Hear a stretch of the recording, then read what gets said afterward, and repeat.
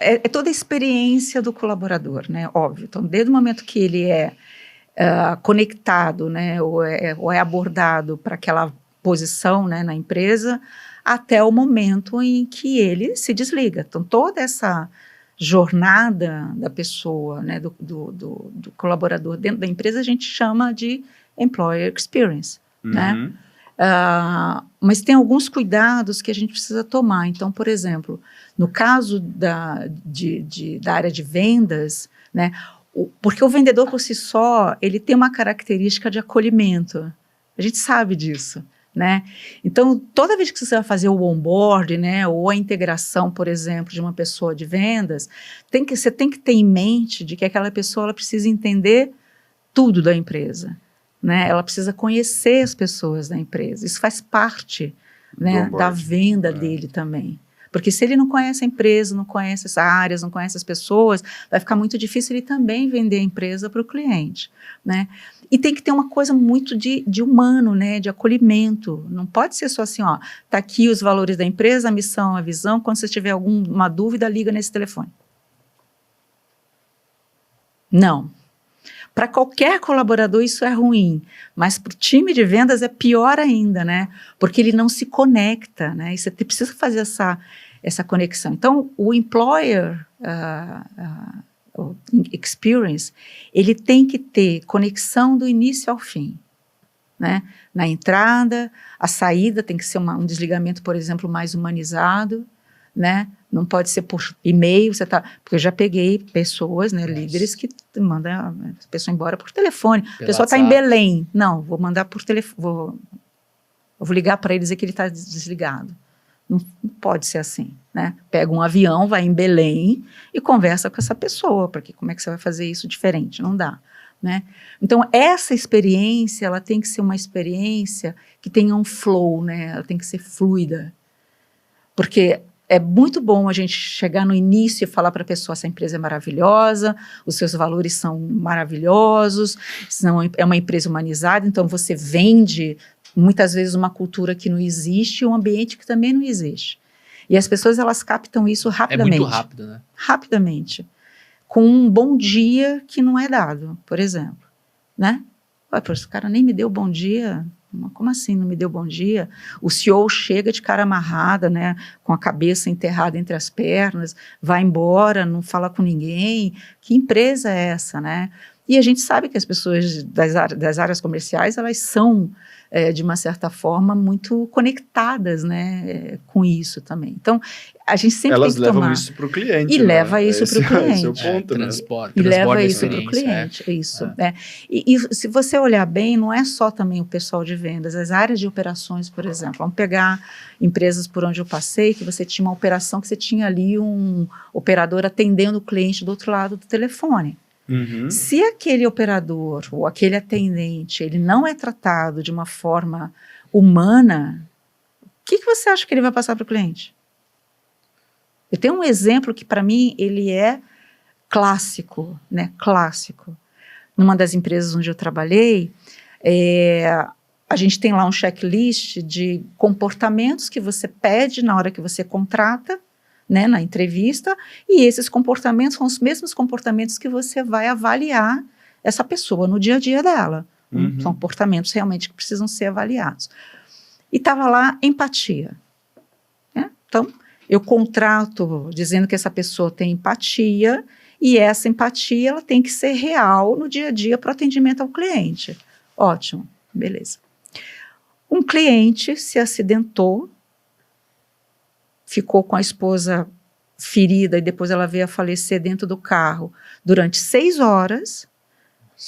Ele não a operadora, né, que estava atendendo ele, não, a corretora de seguros que estava atendendo ele, não conseguiu resolver o problema.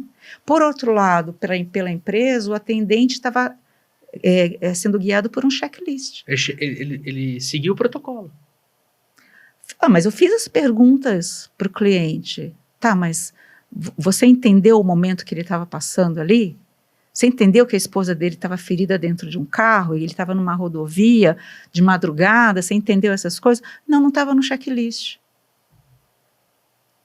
Então, essas questões, eu fiquei muito impactada com essa experiência que eu tive e comecei a me questionar. Falei, será que essa pessoa realmente tinha empatia? Porque uma coisa que eu descobri depois foi, a pessoa que não é tratada com empatia, ela não trata o outro com empatia, ela não é empática. Ela nunca teve isso na vida. Né? Ela não tem essa experiência, né? Tem, ela não tem então, esse chipzinho dentro da cabeça. Ela vai tratar os outros exatamente como ela é tratada. Então, quando você fala de experiência do colaborador, você tem que tomar cuidado com isso. Né? Então, se uma das habilidades, né, do inner skills, que são muito importantes, que é muito importante dentro de um atendimento ao cliente, é empatia, tem que tratá-la com empatia e tem que contratar essa pessoa realmente entendendo que se ela é empática ou não. E o meu processo seletivo era muito fraco nesse sentido. A gente teve que refazer tudo para tornar uma experiência muito mais acolhedora, né? E começa pelo processo seletivo ou começa pela mudança da cultura? Pelos dois lados. Simultaneamente. Eu só consegui entender que o meu processo seletivo estava sendo deficiente porque eu comecei a mexer na cultura.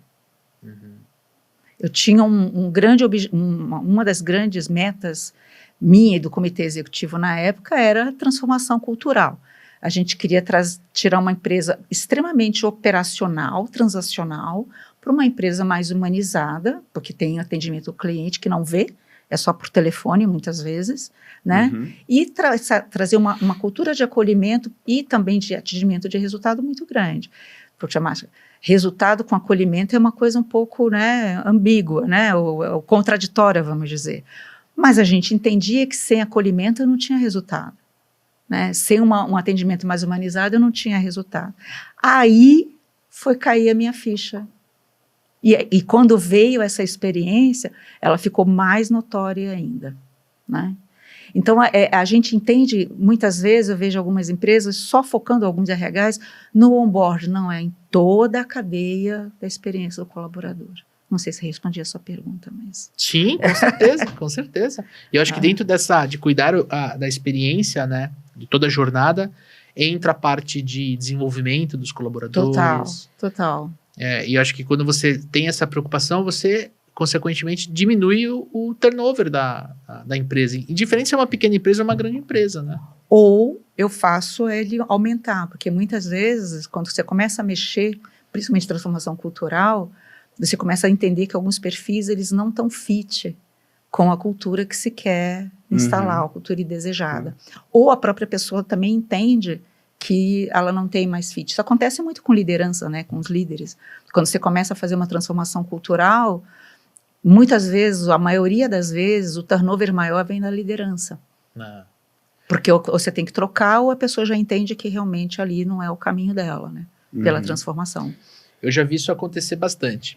A gente tem um serviço aqui nos Prevendedores que a gente ajuda as empresas a construírem o processo comercial e a fazerem, principalmente, a implementação desse processo dentro de um CRM. Sim. Né? Então, é normal dentro desse tipo de projeto, quando a gente está terminando a implantação, a gente fala para o gestor, fala assim, olha, a partir de agora, a gente vai falar para a equipe do CRM, então tudo tem que ser pelo CRM. Né? E é normal algumas pessoas saírem. Exatamente. Mas eu sempre fiz no Excel. Vai resistir a mudança, né? Não, eu não vou fazer assim. Tá? Essa ferramenta vai atrapalhar o meu dia, vai gastar meu tempo. E a gente vê, inclusive estou com um caso desse no WhatsApp, de gestores comprando essa ideia. Depois de 6 meses, 1 ano, o projeto morre. E aí... Olha, e não é só em médias e pequenas empresas, grandes empresas também. Trabalhei em uma que gastava um dinheirão com Salesforce e ninguém usava. Meu Deus. Não, ninguém usava. Nossa. E aí teve uma ordem de cima para baixo, fala, vai usar. Né? E aí teve que usar. E depois que você usa, você se ambienta aquilo, é muito bom, porque é uma ferramenta que te ajuda demais. Mas gastava-se um dinheirão e depois foi se descobrir que as pessoas não usavam. Isso já tinha uns 3 anos, tá? Nossa, boletim, 36 boletos. Implementação e sustentação mensal. Empresa grande. Então não acontece em qualquer uma. E é uma Ferrari. É uma Ferrari.